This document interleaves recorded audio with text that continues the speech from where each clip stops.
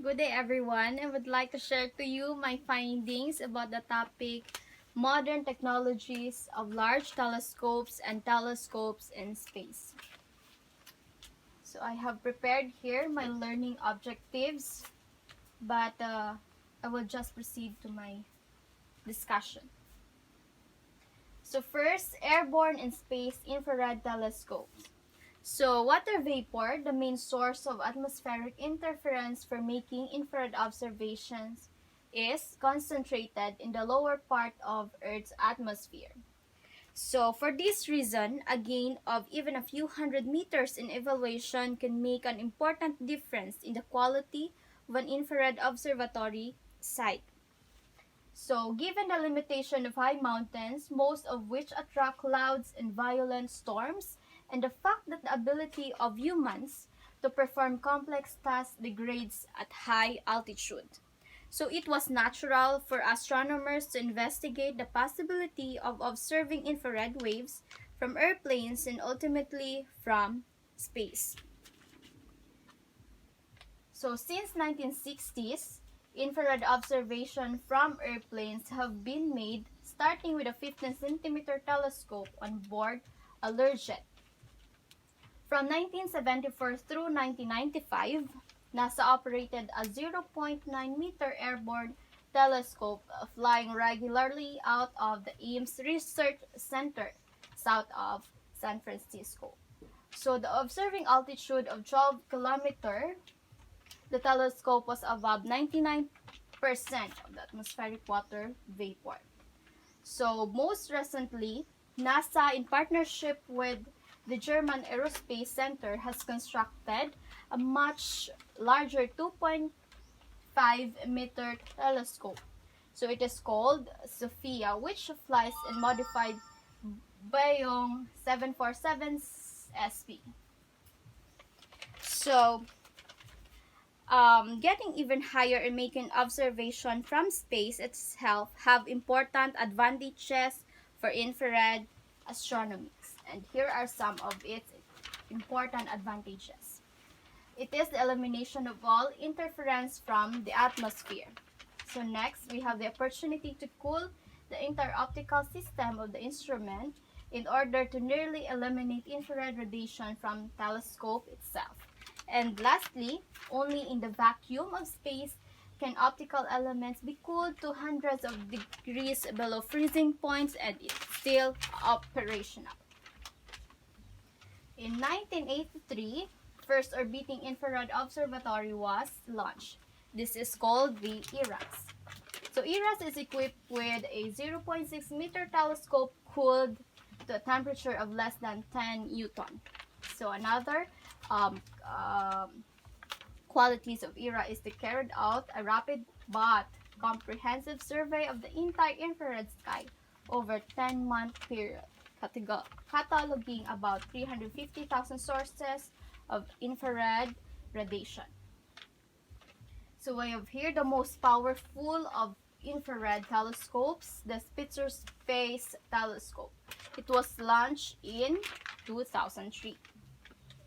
So these are the pictures observed by Spitzer Space Telescope. We have here the Flame Nebula, Cassiopeia A, and lastly the Helix Nebula.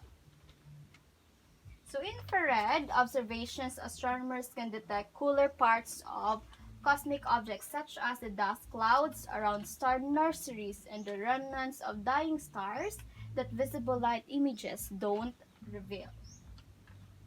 So we have here the Hubble Space Telescopes. So I have 3 facts about it. First, Hubble travels at a speed of 17,500 miles per hour. It has covered the distance equivalent to a trip to Neptune, the furthermost planet in our solar system. And next, Hubble has peered back into the very distant past to location more than 13.4 billion light years from Earth. And lastly, since its mission began in 1990, Hubble has made more than 1.3 million observations. So, the man behind the Hubble Space Telescope is none other than Edwin Hubble, an American astronomer born in 1889. So he also discovered that many objects previously thought to be clouds of dust and gas and classified as nebulae were actually galaxies beyond the Milky Way.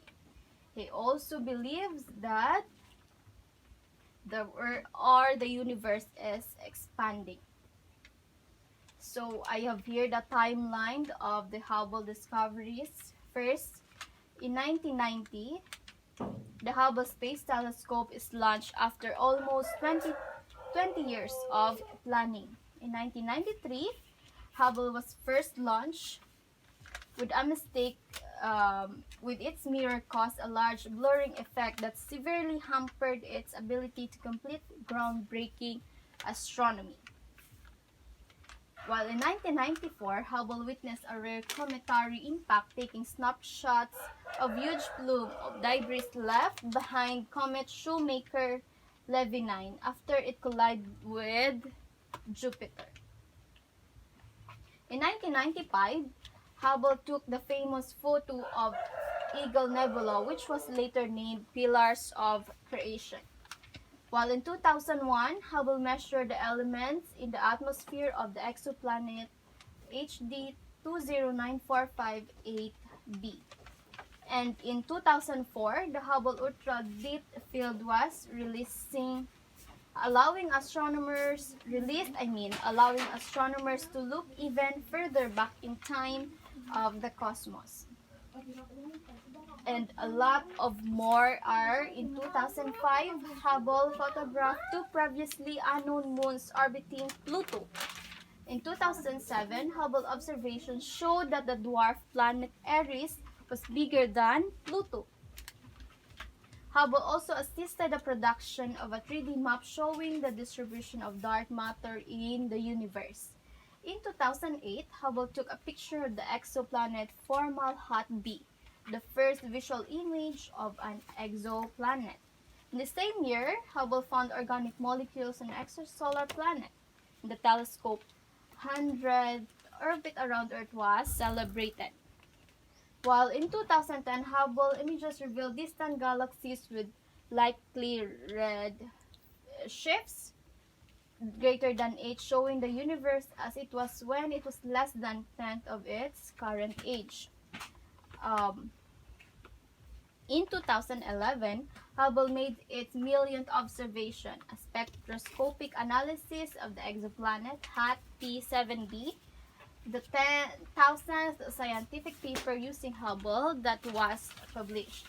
In 2012, images taken by Hubble showed 7 primitive galaxies from a distant population that formed more than 13 billion years ago.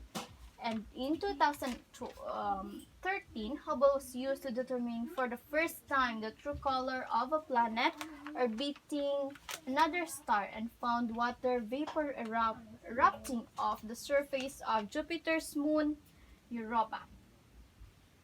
So, after all of those things, Hubble has major contribution to science. And it helped pin down the age for the universe, now known to be 13.8 billion years, roughly 3 times the age of the Earth. Discovered the 2 moons of Pluto, the Nix and the Hydra. It also helped determine the rate at which the universe is expanding. It discovered that nearly every major galaxy is anchored by a black hole at the center. And lastly, it created a 3D map of dark matter. So I have here the photo of Hubble Ultra Deep Field Telescope. Lastly, high-energy observatories. So ultraviolet X-ray and direct gamma ray observation can be made only from space. So observation first became possible in the 1946 with VT rocket captured from Germany after World War II. And in 1960s, a steady stream of high-energy observatories have been launched into orbit to reveal and explore the universe at short wavelength. So among the recent X-ray telescope observatory, we have here the Chandra X-ray Observatory. So it was launched in 1999.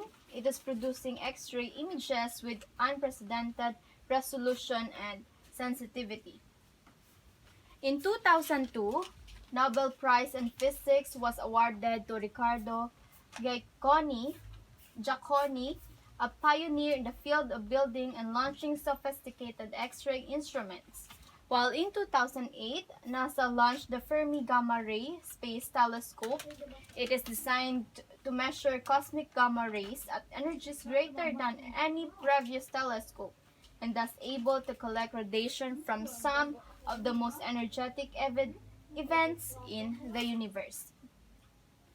So gamma ray detection can also be made from Earth's surface by using the atmosphere as the primary detector. When a gamma ray hits our atmosphere, it accelerates charged particles in the atmosphere.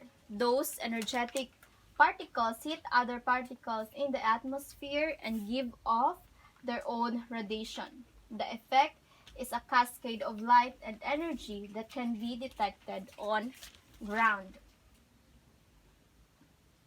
So, before I end my discussion, I would like to share to you a Proverbs, specifically from Sarabian Proverbs. Be humble, for you are made of earth.